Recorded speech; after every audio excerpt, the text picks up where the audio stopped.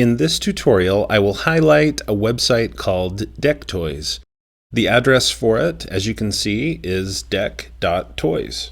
And deck.toys is a really interesting, fairly new website that helps teachers integrate educational games into the classroom. And the slogan for deck.toys is where students become heroes for your lesson adventures. And that's a good way to start thinking about this. You create some lesson adventures, and the students become the heroes in those adventures, and they try to solve puzzles, answer questions, learn content so that they can win the adventure. deck.toys features drag and drop lesson creation. I'll show you some of what that process is like a little bit later. It also does enable you to differentiate a little bit for your students. And then finally, one of the nice things about deck.toys is it does enable you to track students' progress in real time, so you can get some formative assessment data. You can also go back and look at a report after the fact to see how did my students do in the deck.toys activity that they did yesterday. So let's jump right in and take a look at deck.toys and how you as a teacher can get started using it. Here on deck.toys, I can log into a pre-existing account, or I can click Teacher Sign Up, and I can sign in with a Google account. That makes it really easy, especially if that's a school or a district Google account. But even if it's not, that might work well for you. It does say for teachers only, proof may be required to prove that you're a teacher. If you're a student, you can just click Student Join Classroom, and then the students will need to put in the address that they got from their teacher. I'll show you a little bit later how a teacher can generate the information that goes here so that the students can join their classes. So give me a minute to sign into my deck.toys account, and then I'll resume the video. Okay, so here I am in my deck.toys account. And just so you know, the first time that you use deck.toys, deck.toys might invite you to create either a language arts deck or a science deck or a history deck. Those are basically templates to help you get started using deck.toys. But in this tutorial, I'm going to show you how to build a deck.toys deck from scratch. Here you can see a list of decks that I've used or created in the past. And then underneath that, I have highlights from the deck gallery. So these are decks that were created by other teachers. And if I want to, I can preview them to see how good they are. I can also assign them to my students. And another option I have that's really good is I could make a copy of this deck and then adjust it and make it my own. If you want to see more than just the highlights, you can click here to go to the deck gallery. I'm going to go back and just create my own from scratch. So I clicked here on this plus sign, and I need to name my new deck. And I'll just call this Spanish Articles. I'm going to teach the students how to say el, la, los, las, un, una, unos, and unas, which are the Spanish equivalents of the and a. So I'll click OK. It created the new deck, and now I can just click OK to open the deck builder. And the deck builder presents me with a completely blank deck. This is what they call a deck. And the first thing I want to do here is change the background of the deck. I want to design this the way I want it to look for my students. To do this, I just click the Edit Background button in the lower left. And if you look carefully, there's a grid in the background, and I'm just going to put things on that grid. And this is basically like setting up a board game. This is putting the board down for the students to be able to play their game on top of the board. Now I can design the background of this deck by using the tools that are here across the top. First, I have an image icon. When you click on that, you can just pick a background color if you'd like, and it changes the entire background to that color. So I'll go with a blue background. You can also add some shapes onto the map.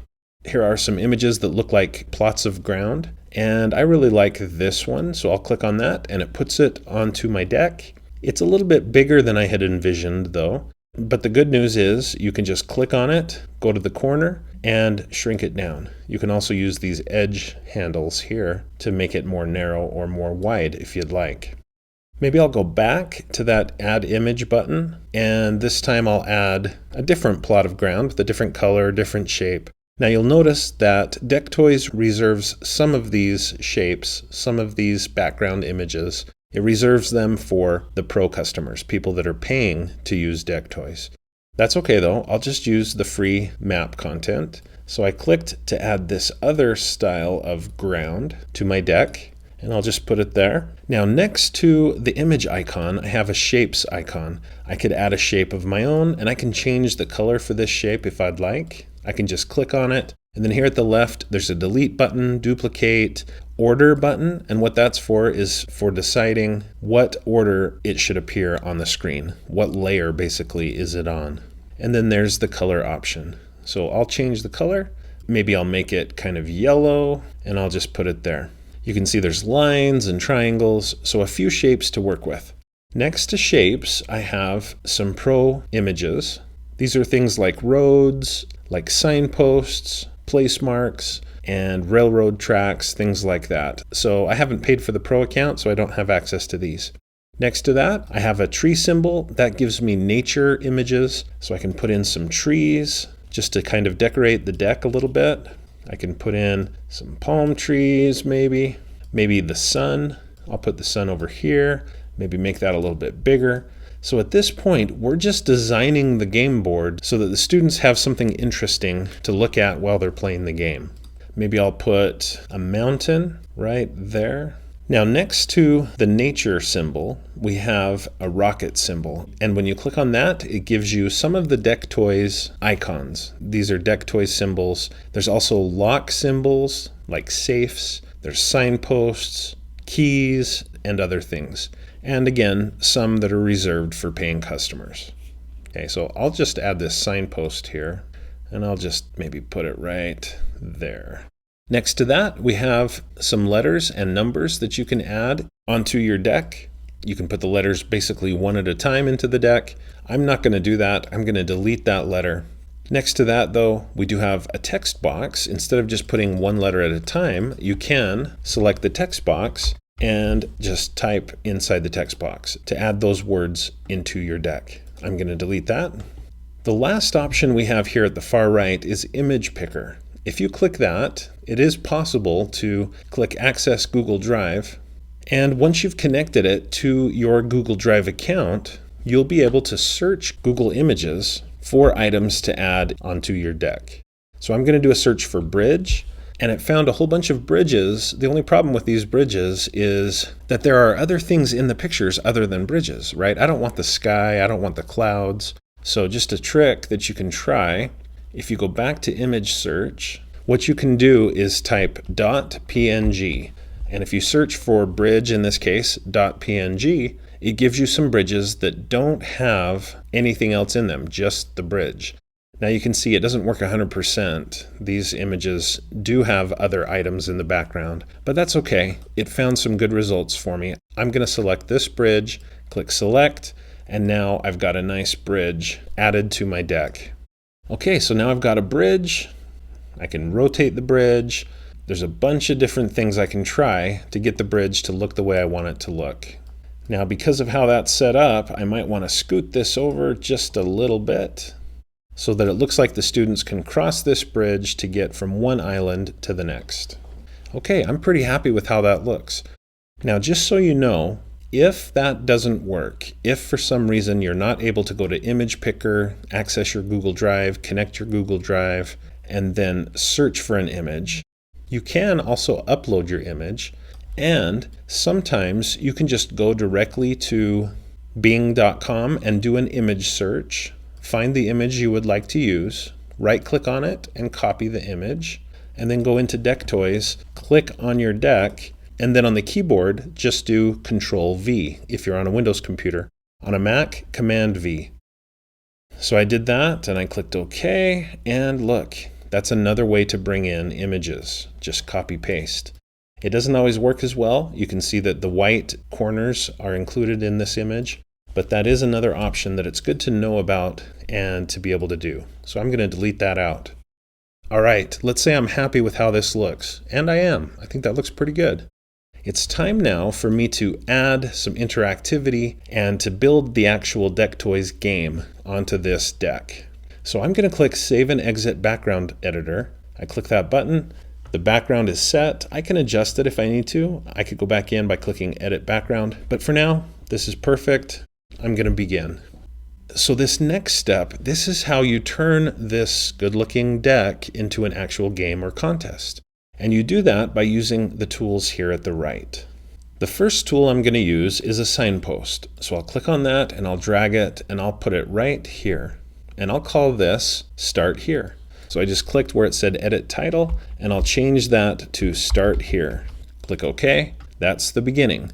And now if I click this little circle with the down arrow, it lets me change the color of the signpost. I can make it black, blue, green, red, whichever of these colors I want that signpost to be. I'll change it to yellow. I like that one. Next, I can click Edit Activity. So this gets me into the signpost to make some edits. And it gives me some tools here. I have some font tools. I even have a link tool. So if I want to, I could make this signpost into a hyperlink. They can click on the signpost, click on the hyperlink, and go to a website. But for now, I'll just type in a message. So there's my message. Let's learn the Spanish articles. I click Save. And that's really all that those signposts do. It's a way to convey some basic information to your students. So what do I want them to experience next? After seeing that Start Here, let's learn the Spanish articles, I would like my students next to be presented with those Spanish articles and to learn what they are. So for that, I need to use one of these two tools here at the right. And I'm going to start with this one. It's called Slides with Questions, and it says Drag to Map. So I just click and drag, and I drop that somewhere on the map. It could be almost anywhere. But you'll notice, as you're clicking and dragging around, you'll notice a green circle. If you see that green circle pop up, that's a legitimate place where you could put the Slides with Questions. So I'll put it right there. I'll click to edit the title, and I'm going to call this Learn the Articles. So I click OK. And I'll just click that circle with the arrow. I might change the color here, but the most important thing to do next is to click Edit Activity. And now I'm going to build the experience for my students that they're going to have that will teach them the Spanish articles. Now, even if I've already taught them the Spanish articles, this could be a review for them, or maybe this is the first time that they've even heard about the Spanish articles. And this should look a little bit familiar if you've used PowerPoint before or Google Slides. So you can see here's slide number 1, and I can add more slides here, and then I change the content on the slides using this area here in the center of the screen. So here in slide 1, I would like to start just with a message to my students. And I could put that message on an image. I could upload a picture and put my message on that, or I could use just a blank image, and that's what I'll do. You can also click here to just edit a question, and that becomes the text on the screen. But I'm going to click New Blank Image. And now I'll click Edit Slide Image. And it gives me some tools to use. I'll click this text tool, and I'll just type the Spanish articles. And I just shrunk the screen a little bit so you can see that better. R, L, la, los, las, un, una, unos, and unas. Okay, so that's me introducing my students to the idea of Spanish articles. Now, if I click away from that text box and then click back on it, notice that I can stretch it out to make it a little bit bigger. And then if I wanted to, I could highlight all of the text and use these tools to center the text on the screen. I think that looks quite a bit better. Now, down below, I could explain what they all mean, and I could put some more information there. So imagine a little bit more explanation here. But for now, I'm just going to click Save in the upper left corner to save that first slide. Now on to slide 2. Here at the left, I can click this plus sign to add slide number 2. This time, instead of an image with text, I could insert media from Google Drive or a PowerPoint presentation, etc. But I think I'll just click Embed Site or Video, and I'll paste in the link to a YouTube video, this one here, on the definite and indefinite articles in Spanish. This is a good high-quality video on the articles in Spanish. So I'll just copy the address for it, and I'll go paste that in, click OK. If I want to, I can change the start time, so I could have it start at 10 seconds or at 1 minute, and also the end time. But I'll just leave it blank, click OK, and now my students will be able to watch this video as part of this deck. After they watch the video, they should be somewhat familiar with the Spanish articles. So I'll follow this up with a formative assessment check. I want to find out how well my students understand this information that they just barely learned. So for this, I can just click to edit a question, and I'll just type up a question here. How would you say the hats in Spanish? So that's a pretty good question. Now notice as you're building your questions, there are equation tools. So for math teachers, there are ways you can put those in. Also special characters, including accented letters, etc. So those are good options to have. But I'm happy with that question. I'll click Save. And now I need to put in the right answer. And if I want it to be multiple choice, I need to put in some wrong answers too. So I want to set B to be the correct answer. So there are various ways you could say the hats, but I'll just put los sombreros. That's the correct answer. I click Save. To mark that as the correct answer, I have to click this checkbox. And notice that it only allows for one correct answer.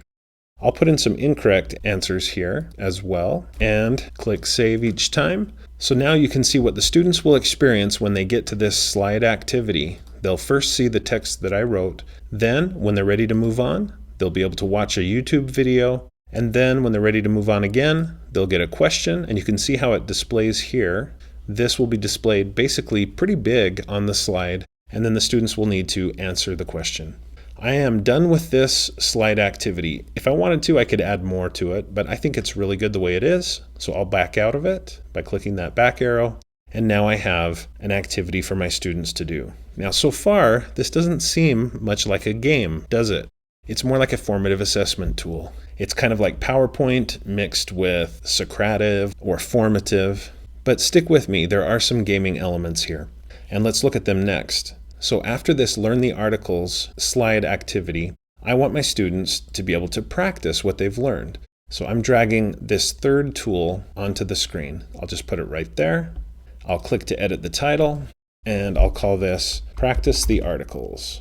Click OK, and then I'll click this circle with the arrow, and I'll click Edit Activity. And next, look at the variety of games or other activities I can have my students do. One is called Word Wheel. It's basically like Wheel of Fortune. There's also a Rockets activity that's also similar. There's a sorting activity, word attack activity, Draw and Guess. That's kind of like a Pictionary game where one student or group of students draws a picture and then other students have to guess what it is that they're drawing. There's a sequence activity, a deck of cards, flashcards. We've got a maze game, a memory game, a game show, but that has to be in a whole class setting. There's a pairs game, a jigsaw puzzle, a crossword puzzle. So a variety of games or puzzles or activities that your students can use to practice your content. I'm going to cancel out of this though. Before I actually develop this study set game or activity, I'm actually going to jump over here to the left and click on Manage Study Sets. If I click that, it lets me create a set of questions for my students to answer. Now, sometimes deck.toys gives you some sample study sets, and so you might see those. But if you don't, no worries. You can just go here and click the plus sign to create a new study set. Now, it is possible to import a study set from Quizlet, but I want to create one from scratch. So I click New Blank Study Set, Create. And I'll call this Spanish Articles. Now, some of you are thinking, didn't we already do this? Yes, we did, but that was for the deck. And this is different. Right now I'm creating a study set. Think of it as being a vocabulary list. So there it is. I'll click Save. And now I can start adding the words that are part of this vocabulary list. So I'll put L, and then I'll click over here for the definition of L. L is a definite, singular, masculine article. If I want to, I can upload an image and associate it with this definition and term, but I'm not going to do that in this case. Next, I'll put la, and la is similar, so I'm going to copy and paste that definition in, but this time it's feminine. So hopefully you can see how this works. Give me a minute to add a few more terms and definitions, and then I'll resume the video. All right, I've put in 4 terms and definitions. Normally I would take the time to add more than that, but for now I'm going to stop there, and I'll just X out of it, and you can see it listed here as a possible study set. Now if I want to, I could even just click and drag and drop that on the map and it's ready to go as flashcards. But I'm going to delete that activity because that's not exactly what I want in this case. What I'd like to do is go back to this study set app that I added and I named Practice the Articles. And I'll click the circle with the arrow, Edit Activity, and it wants me to select a study set. Well, guess what? Now, because I created the Spanish Articles study set, it exists and I can select it. There it is. Here are my definitions, and the terms are here in this crossword. I only have 4 terms. That's why it's better to have more than that. But I actually don't want to do it as a crossword puzzle. Maybe I want to do it as a Wheel of Fortune activity, or a Rockets activity, which is similar, or maybe a Jigsaw activity. So here you get to decide which activity to use, and in each case, it's pulling in my terms, my definitions from the study set that I created. Now let's say I wish I had added more to my study set. That's okay. I can just click here to edit the study set. So that's a shortcut to get right back into editing, and I can add more, and then when I'm done, X out, and the new terms and definitions should be pulled into my activities. I'm going to go with Rockets, and I'll click Save. So now I have 3 interactive elements on my deck that my students will be able to experience. There's something that I've skipped though, and that is, how do students get from point A to point B? How do they get from the start here to the slides and then to the study set app or game? I have to provide a path for them. And if you notice, whenever I put my mouse on the deck, on my map basically, I get some dotted lines, and that's the path. If I click on the screen right now, it will add a path between point A and point B, and that's exactly what I want. And now I can go from point B to point C by adding another dotted line. From there, I'll have them cross the bridge, basically, and then I could just keep adding dotted lines, leading the students to the end goal, which in this case is this mountain. That's how the students win, is by getting to the mountain. Now it is possible to create some differentiation. I could have the students make a choice. Do they want to go this way and learn the articles, or do they want to go this way and learn something else? And then they can meet up here. So please imagine that I've completed this. I've put activities maybe here, here, here, here, and here, and this is a complete deck ready for my students to play. Before we leave this screen though, I want to point out a couple of nice features that Deck Builder does have. One of them is this. When you click on the circle with the arrow, it is possible to set an activity lock. Basically, I can put a lock on this activity so that students cannot complete it unless they have the key. And they could get the key maybe here. Now that doesn't make a lot of sense that you get a key at the very beginning, but you could set it that way. So I could set a treasure key here, and the key ID is gold, so that will open any gold lock. So maybe I put a lock here, and a gold key will unlock it. So that's a nice feature. It basically turns your deck.toys deck into a breakout room. And you can use locks and keys to help set this up as a breakout room or breakout activity. Okay, let's pretend like this is done. I want to test it out before I give it to my students. So here in the upper right, I'll click Preview Deck. It opens it up as if I were a student. So here at the left is the teacher view, and here at the right is the student view. So maybe one student on a laptop or an iPad or a Chromebook clicks here on Start Here, or maybe you do it in small groups. Maybe there's a group of 3 students all working with the same device. But they click Start Here and it says, let's learn the Spanish articles. They close it and they go to the next step, learn the articles. There they are. And imagine some other great educational information here below. The students click this next arrow. They can watch the video and learn more about the articles. Then they click the arrow and a question appears. How would you say the hats in Spanish? Well, that's los sombreros. Submit. That's correct. And notice that the students are getting points. By answering correctly and by participating, they are earning points. So that's the end of that activity. The students close it. They've got a check mark there. If there was a key to earn, they've earned the key. Next, they move on to the next activity, practice the articles. And this is kind of like Hangman, where I'm trying to guess what Spanish article this is. Well, it's either el or la, so I'm going to choose E and L. Okay, there it is. I got it. I can click Next, and there's another Spanish article that comes up. So this gives the students a chance to practice what they've just learned. I'm going to X out of that, and remember that that doesn't have to be a rocket activity. I could have chosen a maze or one of the many other activities and games.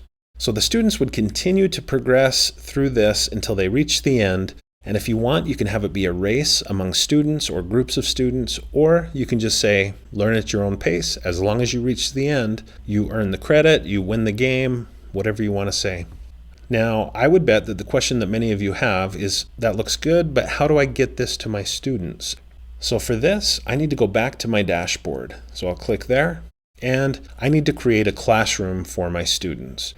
Now in the free account, and that's what I have is a free account, I am limited to 3 private decks. So there's only 3 decks that only I can use. Everything else would have to be a public deck. And when it comes to classrooms, you're limited to 2 free classrooms. So I've already created one. Let's create another one so you can see how to do it. I'll click the plus sign and I'll call this Spanish 1. Click OK. It says the chosen classroom has already been taken, so I'm going to have to vary that a little bit. Spanish 1 is awesome. Let's see if that's available. It is. Classroom created. Here's the address of the game. Students may access this classroom with this address. So share that with your students and they'll be able to join your class. Now, as students participate in these decks, I can go into my classroom. I can either click Enter Classroom to see the address for the classroom and to learn more about my classroom, or I can do this. I can just click this arrow to the right of Enter Classroom and I can choose View Classroom Report, Manage Students, Configure Classroom. There's all of these great features that I have. So for example, with Manage Students, I can enter students' names. So here's Mary. I just added Mary. Here's John. Jumping back, I want you to see that I can also see a report of how they have answered and how they've done in their decks. So report gives me a report of everything that they've done. I want you to see an example of this in a real deck that people have used. So give me a second to switch to that view and then I'll resume the video. So here I can do a couple of things. First of all, I can see all of the people that have participated in the different activities and how they've done. I can also just click on students and track each student, what activities they've completed and the percentage correct. So that's great for formative assessment data. So I really like deck.toys. I'm impressed with it. I think it's got a lot of good things to offer to game-based learning and gamification. It really does fit into both categories, and also formative assessment. Thanks for watching. I hope you found this tutorial to be helpful. If you did, please click the like button below and consider connecting with me on my social media websites like Facebook, Pinterest, and Twitter. And definitely do subscribe to my YouTube channel for more videos about technology for teachers and students. And when you do subscribe, please click the bell next to the subscribed button. That way you'll always be notified whenever I post another video, and watch for a video from me at least every Monday. And if you'd like to support my YouTube channel, please consider becoming a supporter of mine through my Patreon account, and you'll find links to that in the description below.